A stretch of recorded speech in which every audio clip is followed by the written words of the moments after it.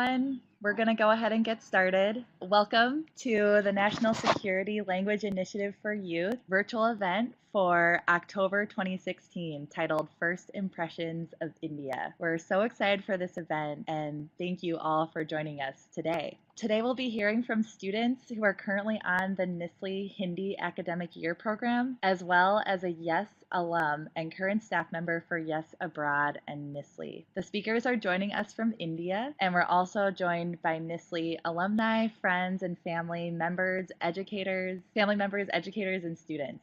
Welcome, everyone. Before we get started, we just would like to take a quick poll on how you're connected to the NSLI-Y program. We're going to pull up a quick poll on the screen right now. Please choose the option that best describes your connection to the NSLI-Y program, and we'll then display the results in a moment for everyone to see. So if you could quick choose your connection. Excellent, great, wonderful. We have a nice, diverse mix of people joining us today. This is great. Thank you. So a quick overview for the event. During today's event, our NSLI-Y speakers will share their first impressions of India as well as their Hindi language learning goals. The students will cover topics ranging from their host family life to their school life to learning Hindi in India. How this event will proceed is the speakers will each take turns giving their presentations. During the presentations, I'd like to turn your attention to the chat box in the lower right-hand corner. Feel free to type in questions during the presentations, and if the speakers are able to, they'll answer your questions during their presentations, and if not, we'll keep track of the questions so they can revisit them during the question and answer session at the very end. We definitely encourage lots of dialogue throughout the presentation, so feel free to use the chat box for that. I believe that's all I wanted for you all on my end, so without much further ado, I will turn it over to your speakers, beginning with Zoe. All right. Hello, everybody. My name is Zoe. I am currently a high school junior on the NSLI-Y Academic Hindi Year program, and today I'm going to be talking to you about host family life. So this is my host family. I am living with a family. I have a mom and a dad, and then 2 older sisters and an older brother. And my mom is not in this picture, but the rest of my family is. So daily life with our host families. We have school every day from about 8 to 4:30. So after that, we get to go home and spend the rest of our day with our host families. And for me, it's been absolutely awesome. Chatting with siblings is something we all do every day, and our siblings have become some of our best friends, which is really, really nice. And at first we could chat with them mostly in English, but now for me, this isn't everyone's experience, but we've gotten to practice our Hindi a little bit with our siblings as well, and they can help correct us and make sure we're speaking in correct sentences. Comparing countries and cultures is a topic that often comes up in our host family. It's talking about the differences and the pros and cons between the school systems in India and America, or simply talking about sports or anything. It's really interesting to hear their perspective on American culture, and they can hear our perspective on Indian culture, and then we can compare and contrast. And I often find myself talking with my sister about how if we took this from Indian culture, it would make it better in American culture, and vice versa. Sharing traditions has been awesome. So obviously we're here and we get to celebrate all the festivals, but we also get to share our traditions from America with our host families. So for example, I'm Jewish, and the Jewish New Year just happened, so I got to tell my host family all about that, and we had apples and honey, which is a really fun tradition. So they got to see some of American Jewish specifically traditions just from having me there. Cooking, playing games, and more. So my host mom is a stay-at-home mom, and she's an amazing cook, and a really great way to about India is to cook with her. So I've made simple things like roti that we had every day, as well as amras, which is this amazing mango drink, and I cannot wait to make it when I get back to America for all my family and friends there. Playing games, this is a really good way when you first get into your host family to connect. The first day I got there, we played cards, and they shared some Indian card games with me, and I shared some American card games with them. And it's really fun because you can include your entire host family and get to know each other better through games. And then one of the biggest things that's great about living with a host family is emotional love and support. So living in another country can be hard sometimes. There's a lot of differences. You're away from pretty much everything that you've known. And so your host family can really be there when you feel sad. Like sometimes when I just don't feel so good, I'll just go up to my host mom and she'll give me a hug and it'll make me feel better. Or anything like that. If you feel sad, just talking to your siblings about it and they can cheer you up and make you feel better. It's really, really great. Here are some pictures of our host families. The top right corner is me and my host brother after this hike. The bottom right corner is Nicole and her host sister at the zoo. You can see an elephant in the background. And then the bottom left is Nicole and a bunch of her host family at the Gurdwara, I think. So holidays, we have Sunday as our day off, so we get to spend our whole day with our host families. And then there's also various days that we get off for celebrations and other festivals throughout the time. So very common activities are trekking. So there's a mountain nearby that we've got to hike. That's really cool. Shopping. There's 3 enormous malls in Indore. That's a super common place to go, whether you're buying some traditional Indian clothes or some Western clothes or just going out to eat or going out to the movies. The malls are a very popular place to go. And then, of course, eating with your host family, whether it's in the house, dinner, lunch, breakfast, or going out to eat. There's a lot of nice places to have some different types of food. And then watching movies. So as I mentioned before, you can go out to watch a movie, or watching movies with your host family can be super fun because I have a bunch of movies that I love that my host siblings and my host parents haven't seen. So I have a whole list of movies that I want to watch with them and share with them throughout the time. And then they have a list of movies as well that they made that they want to watch with me. So some of them are American, Hollywood.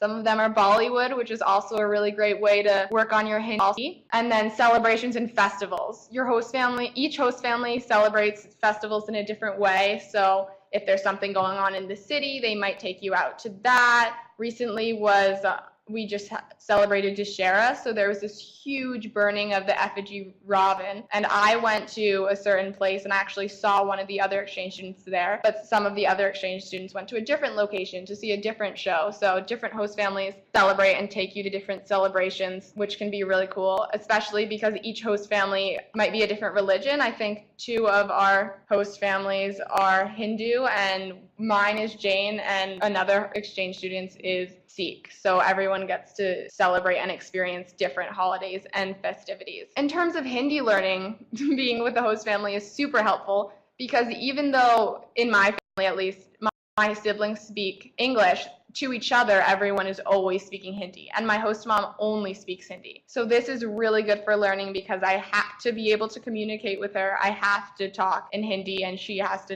only speaks Hindi to me. So that's a really great way to learn. A couple weeks ago, I had a pretty long conversation with her, which felt really great, and it can kind of be a measure of how much Hindi you're learning. Also, it's really awesome to be able to, when I first got there, not be able to interact or speak that much and just connect on more of an emotional level. And then as you learn more Hindi and can speak more, you can learn more about your host family's personalities and get more of the jokes. And so living with the host family is extraordinarily helpful in learning Hindi and has made a big difference, I think, in our Hindi learning. And this picture right here is me celebrating the festival of Rakhi, which is where brothers promise protection for their sisters. And in the picture is my host mom's parents.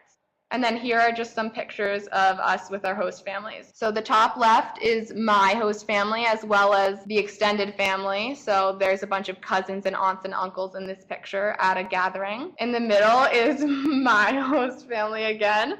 My host brother is on the far left, my host dad next, then me, and then my host mom. And you can tell we are kind of a goofy family making some faces. On the right is another exchange student with her host family taking a selfie with their dog too. The bottom right is at this festival my host family took me to for my aunt who had just completed a super long fast. And so there was a big parade through the streets with dancing and singing, and it was super fun. In the middle is me and my host sister and my host brother and my host cousin after we just went out dancing one night. And then the bottom left is the first day I got to my host family and my host mom performing a little welcome puja ceremony for me. So my host family has been the best part of my exchange so far, and host family life is pretty awesome and a relationship that you will get to have for the rest of your life. life. And now I think that's a wrap for host family, and I'm going to pass it on to my good friend Nicole, who will be talking about the school system.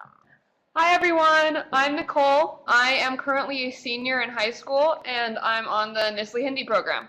So I'm going to talk a little bit about school life at the Daily College, which is where we go to school right now. It's academic classes, hobbies, and sports. So the building in the background of this picture is the main building of the Daily College right when you drive up, and it does look exactly like that. It's very pretty. So a little bit about the Daily College. It's a coeducational, residential, and day boarding school. So it has boarders and day boarders that go to it, and it's located in Indore, which is the city that we're living in. It was built in the early 1800s, and it was originally used for Indian princes, and now it's for anyone. So the academic classes that we can take two or three academic classes other than our Hindi classes. We have Hindi classes from 9 to 11 every day, and then academic classes after that. And it's a great opportunity to meet Indian students. So I take 12th grade classes, and I talk to a lot of Indian students. Mostly they talk to me in English, but you can speak some Hindi if you kind of push them to it. But they all speak Hindi to each other, and even though it's an English medium school, usually the students will speak Hindi to their teachers, and then the teachers will respond in Hindi, so it becomes a Hindi speaking room. And it's a good way to learn new vocabulary. You can usually ask students about certain words and kind of joke with them a little bit in Hindi.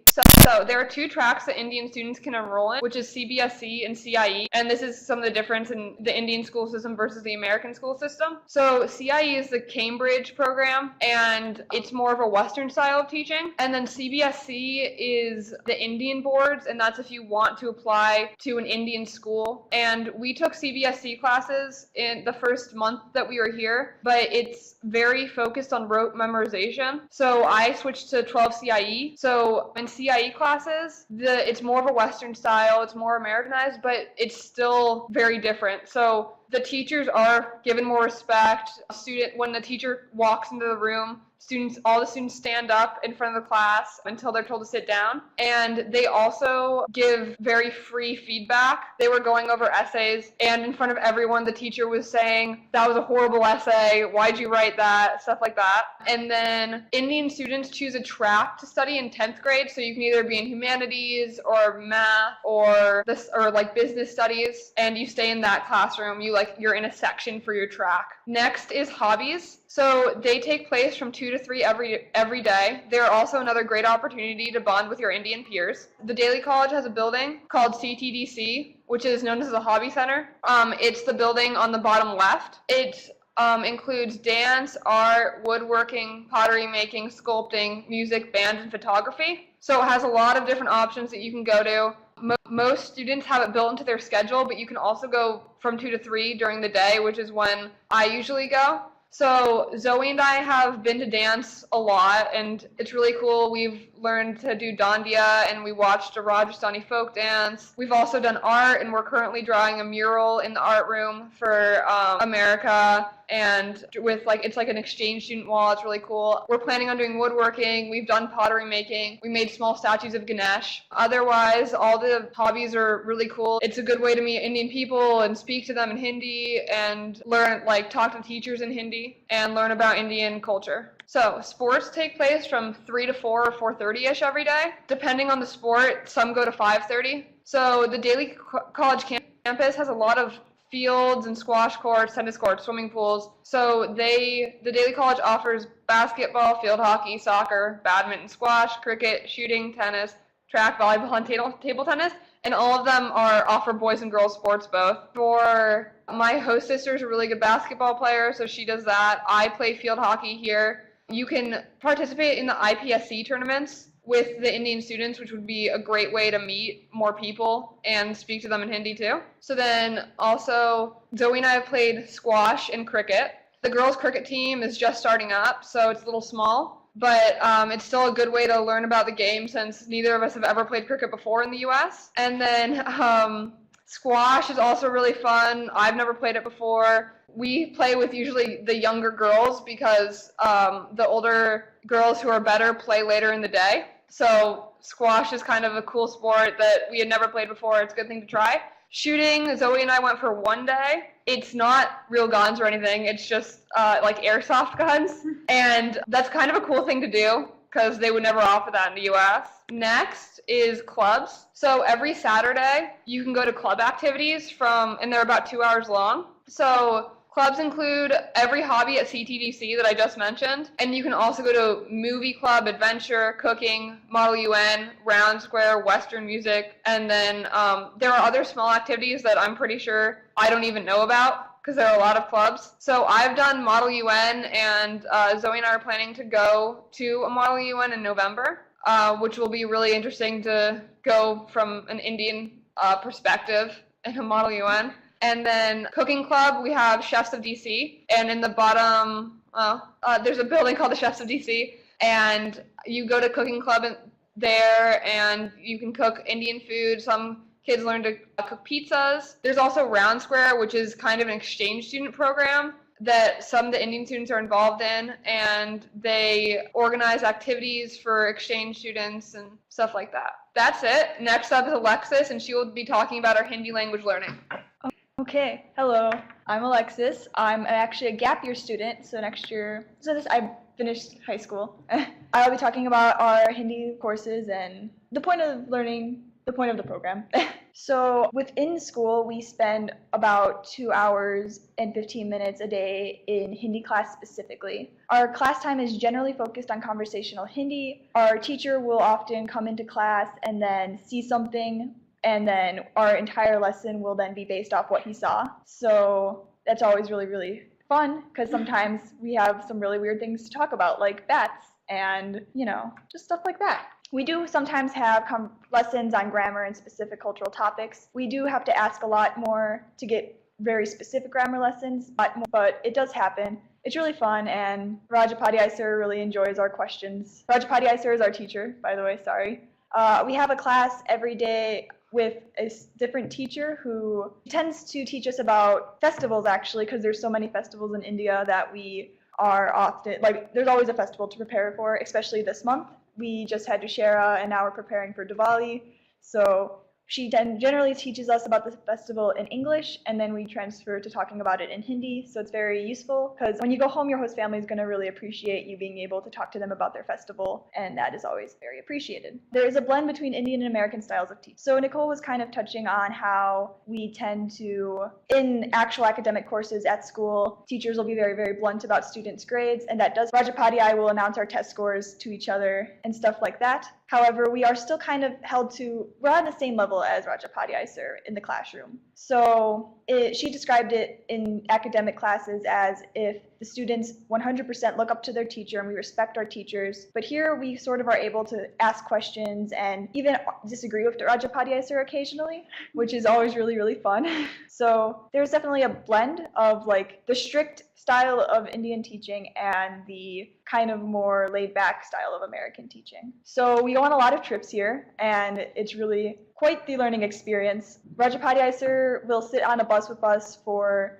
an hour and a half, and for that entire hour and a half, he will have something to tell us about Hindi. So we will be driving down the street, and he'll see a specific temple, and he'll tell us about that temple in English and in Hindi. And it's really quite educational and overwhelming sometimes, but we definitely get the most out of trips in regards to Hindi learning. We also occasionally go on smaller trips in our host city, Indore, and use what we've learned in class specifically in the city. So one of the first things we did when we came to India actually was we had a few lessons on food, fruit and vegetables, and then we just kind of instantly, that second or third week here, went to a fruit market and tried very hard to purchase vegetables, and it may have been a disaster, but it was a lot of your learning is going to happen through mistakes that you make, so it was good in the long run, but very overwhelming. So as with most languages, the vast majority of the learning you're going to do is going to be through speaking. I want to add on to something Zoe was touching on. The people you spend the vast majority of your time with outside of school, I mean. And so a lot of your learning is going to happen through speaking with them, and they all have different sort of expectations of how you speak. So that's nice. My family tends to want me to speak like full sentences. Indian culture is very high context is how we've been described. So they like to really understand everything that's happening. So if my host mother were to ask me, "Are you hungry?" I can't just say no. I have to say, "No, I'm not hungry." And then generally she wants an explanation for why not. So that's just like something you get used to. And at first it was very overwhelming because I felt like I couldn't speak Hindi with my family, but actually it's getting a lot better now. So, you have to work with your family. And then Nicole was touching on how you sort of need to push for conversations with your peers at school. Everyone at our school speaks English, and while they're very willing to help you learn Hindi and help you speak Hindi, it can be a bit of a challenge to get them to actually speak Hindi with you since we are still learning and all of that. A lot of it comes from you, and a lot of it comes from pushing everyone to speak Hindi with you. And it gets easier as you learn more, but it is difficult, but it's worth it, and that's where our best learning comes from, so it's fine. So now we're supposed to talk about our language learning goals. Personally, I want to be able to communicate, I want to use what I learned here in India to communicate better with the community here, but also with my community at home. There's a big population of Indians in my neighborhood at home, and so I feel that it will help me connect more deeply with my community at home if I can speak Hindi with them. I think they would very much appreciate that, and so yes. So I have a similar goal to Alexis, and I agree with her in that. I want to be able to use my Hindi speaking ability when I get back to the States as well, because I do have some friends and other students at my school who speak Hindi, so that would be super exciting to be able to speak with them, but also to really be able to understand and easily communicate with my Indian friends and family here. So to be able to join in on all the conversations my Indian friends are having with each other here, and to have the similar kind of conversations I have with my siblings, my host siblings in English, to be able to have them in Hindi, and especially really be able to connect and learn and talk to my host mom, because she only speaks Hindi, as I mentioned before. So my language learning goals are just like everyone else's, like to become fluent and be able to express myself and understand others' emotions in a new way, because learning a second language definitely opens you up to different perspectives of other people in a different culture, and especially to joke with my family and friends. My family makes a lot of jokes from Hindi to English. They'll use Hindi words that sound like English words to convey one message, and sometimes I don't really get it because I won't know what the Hindi words mean. So it's really interesting to be able to play with two different languages like that, and I definitely want to be able to do that. So then next is our favorite Hindi words and phrases. So hello, namaste, that's a common one. See ya is fair malenge. You can say kol fair malenge if you want to say see you tomorrow. We use that with a lot of our Hindi teachers. So let's go is chalo, and chale is the question form. So it's like your family will say chale and you'll say chalo. It's used very, very often. It's one of the first Hindi words that I learned just by hearing it. So another one that you hear a lot of is TK, which is okay, and it's used very much as a sort of a filler in a conversation. So when someone, maybe your host mom, is just telling you why you need to eat more, you'll just keep saying TK, TK, TK. And another filler you get a lot with sentences, but I think it happens a little less than TK, is acha, which just means good or okay. And so it can be used as like okay in a filler, but it also just does mean good, like this food is good. So in this chart right here, you can see on the left is the English word, in the middle is the transliteration, so how it's pronounced, and this word, and then on the right is the actual Hindi Devanagari script. Yeah, and I think that's it for us. Yeah. So thank you very much for listening, and I hope this gives you more insight into the NSLI Hindi program. So next up is Viom, who works at AFS in Delhi and is an alumni of an exchange program. First of all, namaste to everyone who is attending this webinar, and thank you Zoe, Alexis and Nicole for introducing me, and welcome to the webinar. My name is Vyom and I work at the AFS National Office in India. When I remember Signy sending me out the invitation for this webinar and telling me to talk about my experiences, then it was, I faced a lot of trouble in terms of sort of really trying to put forth what exactly should I actually put into my presentation. So I will start through how I actually got associated with exchanges and how was I actually introduced to the entire world and the concept of exchanges. So back in 2010-11, I went to the US under the Kennedy Lugar Youth Exchange and Study Program, that is the YES program. The YES program, just like the NSLI program on which Nicole, Zoe and Lexus are funded by the US State Department, and the State Department supports two Hindi language specific programs: the NSLI-Y academic year program, on which Zoe, Alexis and Nicole are, and the summer program, which is for 6 weeks. So coming back, now my exchange year. I am basically from the eastern part of India, which is a smaller place, Jamshedpur, and it is an industrial town. From that, I happened to be placed in a huge metropolitan place. I was placed in Los Angeles, and in one of the Los Angeles counties, that's Rancho Palos Verdes. So in the slide, as you can see, it's me on the very first couple of days during my exchange, on the top leftmost corner. And if I go down, those are again one of the first few days when I was giving presentations in schools about India. And following the year, I definitely got a lot of chance to engage in a lot of activities with my AFS chapter, and through the State Department in general, and that is me at the end of the year. Moving on, my exchange year had definitely helped me to really become who I am, and to really shape up and further think of people not in terms of how different we are, but how rather alike we are. So after my exchange, I was a volunteer for 5 years with AFS, and I was also constantly working with exchange students who used to come to India, and also with the alumni who are here in India and who have gone to exchanges world. As being a YES alumni, they have a lot of opportunities in terms of promoting and supporting the alumni. On the top rightmost corner, if you see, that is me with a number of exchange alumni who were on the YES program through different countries all across the world. So I think there were about students from 13 different countries who had come to Morocco for an interfaith harmony conference. There is one small little community service that I'm doing as part of being an alumni, and of course being engaged as an alumni in India.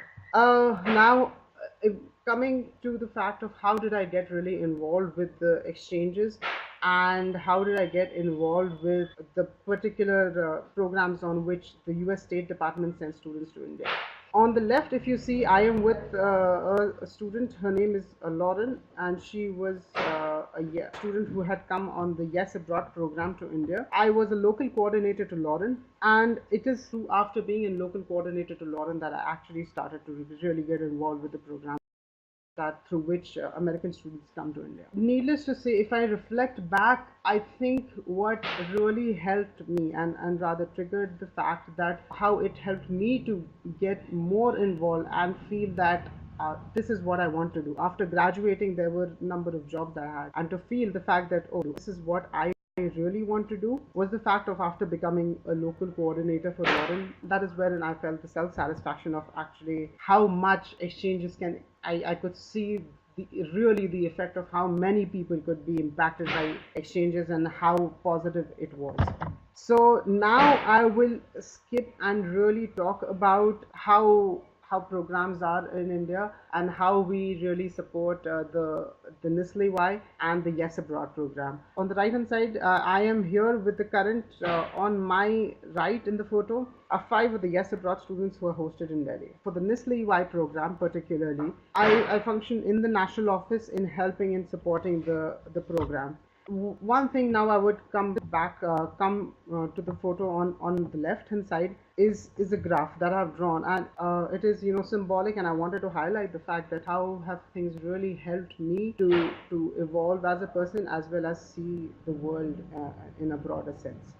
And again, there were a number of again, no exchange is bound to be a completely straight curve up, and you are bound to feel there are ups and downs, and a lot of times there are a lot of downs that you feel rather than the ups. So yes, if you see the graph, I have actually put it as a graph that's that escalating upwards. And this symbolically represents the fact that how that in spite of the obstacles and hurdles, how have I evolved as an individual, and how have I really grown, and how have these exchanges and how have these experiences really helped me in becoming who I am. So, I mean, if I really look back and if I reflect back on the fact that were there problems when I was in my exchange in the United States? Yes, there were. I remember Alexis just pointing out that, how strict the style of, I mean, the classes will be, the teachers given respect, and there's a lot of strict rules and regulations. When I went during my exchange,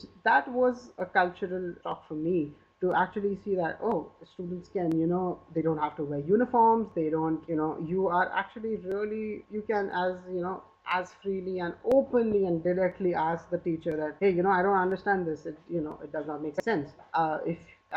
Teachers in India, if you directly tell them that it does not make sense, they would feel offended. So that came as a shock to me, and even when people used to talk to me, and during my exchange, and there were several things which I felt that it was different, and it was a cultural obstacle in terms of learning and understanding. So that is a little brief about how things have evolved for me and how it has been.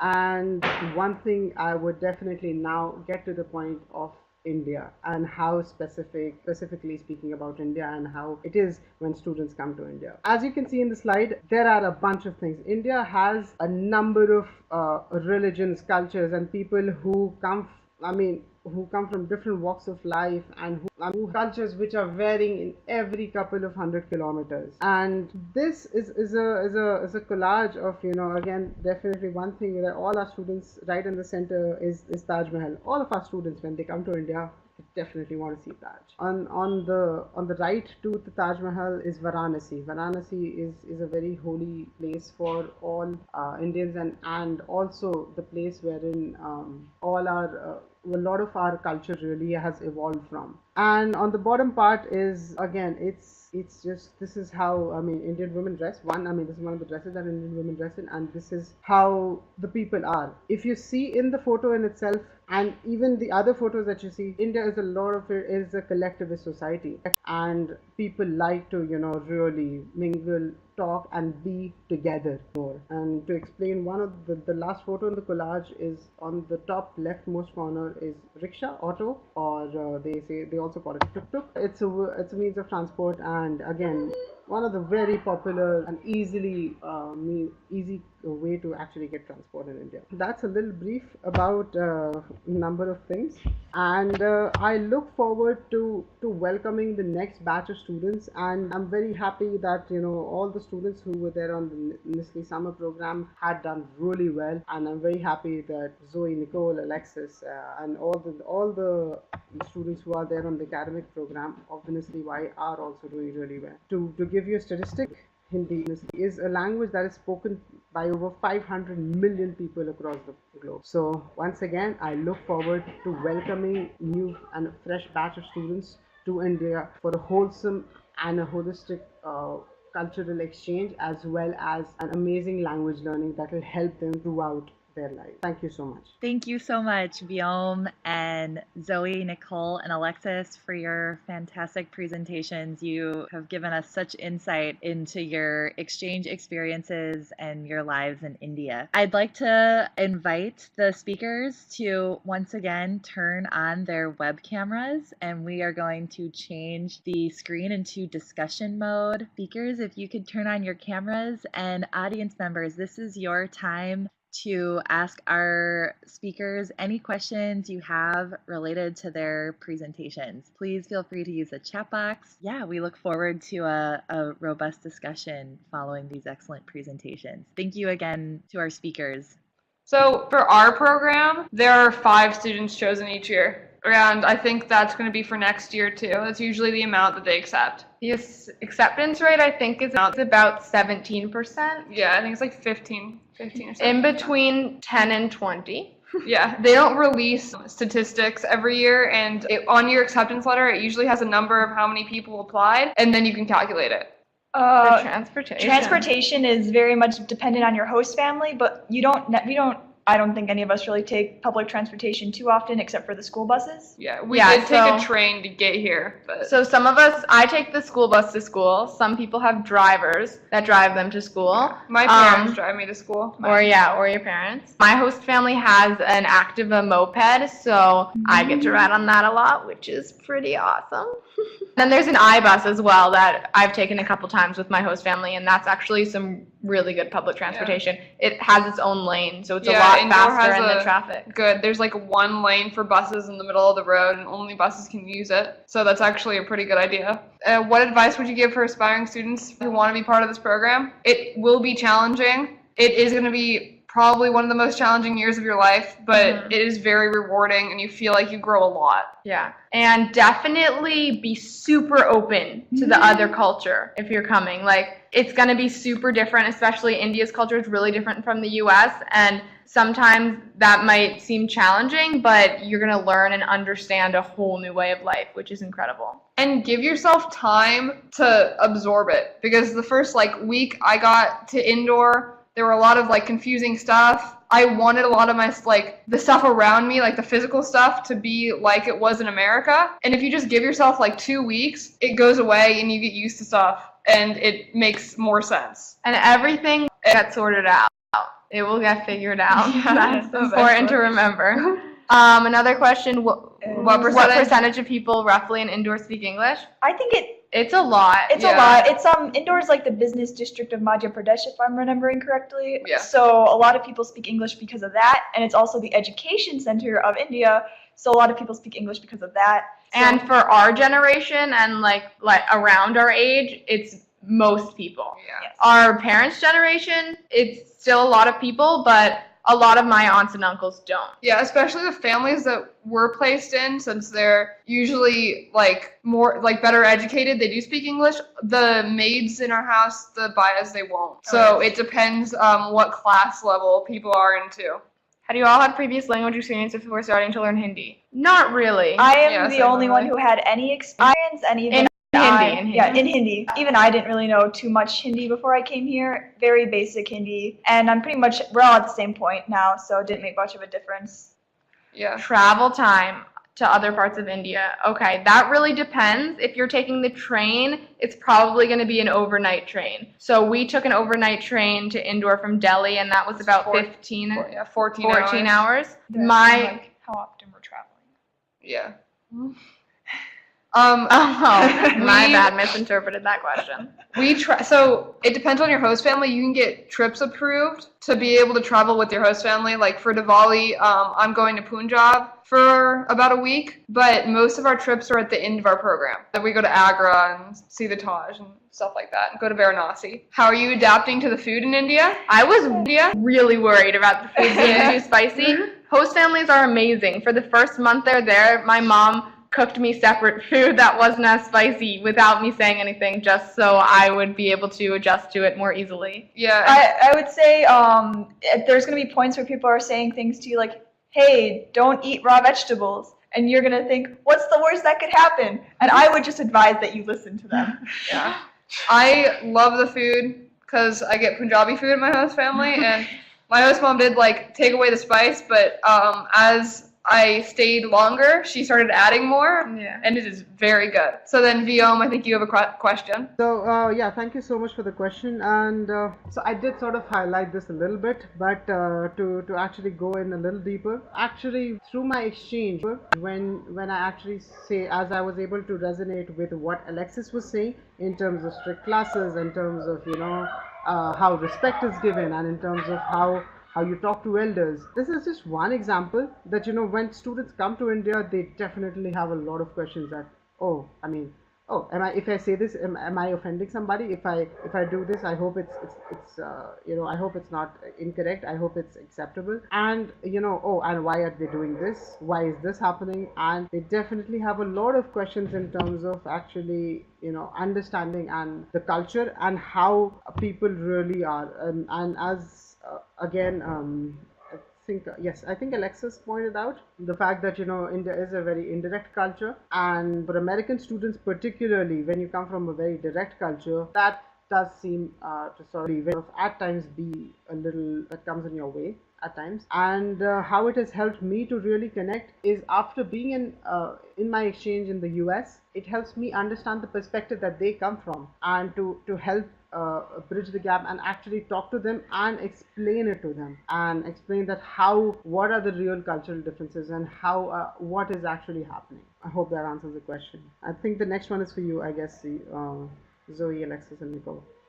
What rewards have you reaped already in your program? How would you carry forward this experience? How would you carry your experience further? I want to go into international relations, and this is a great way to start my career with intercultural learning and learning about different languages. It's a great way to connect with different people and learn how to be diplomatic, which is what I want to do. And truly understand another culture and another way of life, which you can really only get from living in that place for an extended period of time. Okay, and then what rewards have you reaped already in your program, and what challenges have you faced that you weren't expecting? I think one of the rewards that we've already reaped is our host families. Yeah, the relationship with our host families is incredible. Is great to have. We can visit them. My host family said I can visit them whenever I want, after this, and they're very sweet and loving and really open to communication. So other rewards, definitely our Hindi is progressing. I definitely know more Hindi than I did when I came here. Yeah, one really cool thing is that our Hindi teacher is a royal priest, and so that always has its interesting perks from our Hindi teacher. And then what challenges have you faced that you weren't expecting? There have been a lot. Yeah. Right when you get here, you hit culture shock. We didn't it was culture shock until like after the first month, and then we're like, oh, the reason we're having all these different challenges are because the culture is so different. Yeah. And that helped a lot in solving some of those. So sometimes you'll think that you're being very respectful and nice, but adults will take it as that you're being disrespectful and rude. So sometimes there'll be a huge miscommunication. And that's a lot of the problems that we face, is a lot of miscommunications with people. Mm-hmm. I even recently had one with my host mom where she thought that I was making a sarcastic comment when I was actually just saying something that made me happy, and I was just talking about it. She got upset because of it, and I was asking her what's wrong, and she explained it to me, and it was fine. But it's just small miscommunications like that because our communication systems are very different. Yeah. There's also been some emotional and mental challenges that we faced, but it's really taught us to think positive and have a good mindset and see everything, appreciate everything we do have. It's also amazing that you can see yourself overcoming these challenges and growing because of it. Yeah.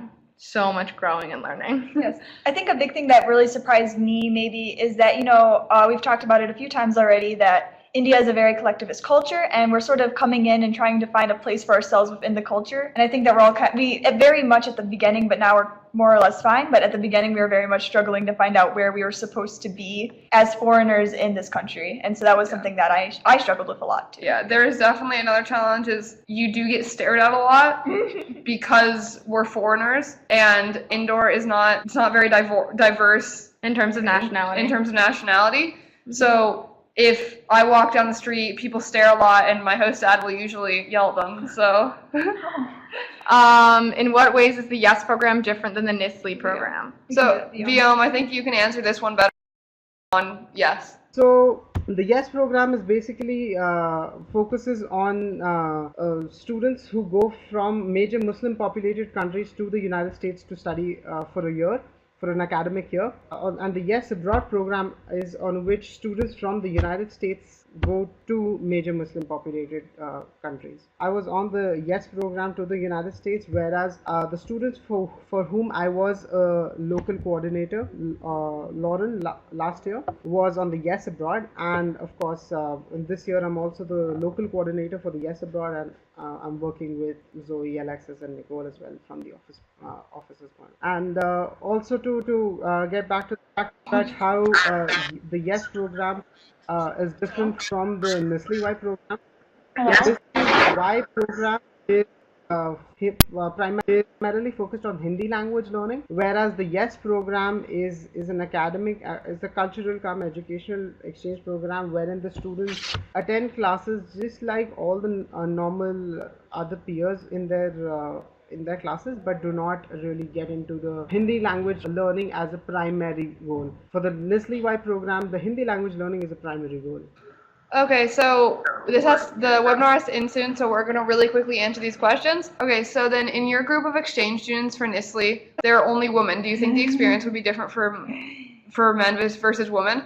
Definitely. And yes, it definitely would. Even just at our school, the boys have more freedom than the girls. Yeah, it's definitely something. My host family is a lot more protective of whether I can go out or not, just because I'm female. And usually my host dad, like, someone is always with me. I'm never left. I don't think I've been left alone for more than 10 minutes yet. Otherwise, like, if you were male in here, you'd probably be able to walk around and you wouldn't get as many looks or anything like that. I know I was talking to a girl who's on the Rotary program, and she was describing the experience of a boy who's on program, and she says that oftentimes she'll have a conversation with him and she'll say, oh, I stayed home and helped my mom cook dinner. And he will say things like, I went out with my friends to get chai, which is just something that I don't think any of us really feel like we could confidently just go and do at any point. Yeah.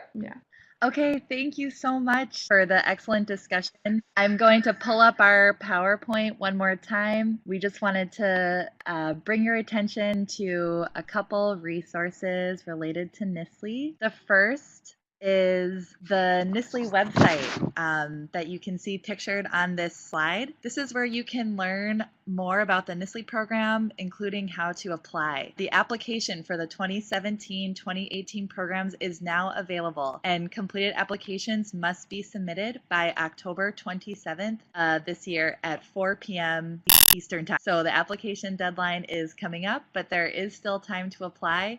So if you have any questions or would like more information, please visit that website. The next resource we wanted to share is the NSLI Interactive website, which showcases the language learning and cross-cultural experiences of NSLI students and alumni through their stories and multimedia. We'll be posting the recording of this virtual event on this NSLI Interactive website, so anyone who is not able to attend can still enjoy the presentations. The next virtual event, if you are interested, will be held next month, is academic year students in Taiwan. A big thank you to our incredible speakers, Zoe, Nicole, Alexis, and Guillaume. Thank you so much for your time, and thank you everyone for joining this event. Have a great day. Goodbye.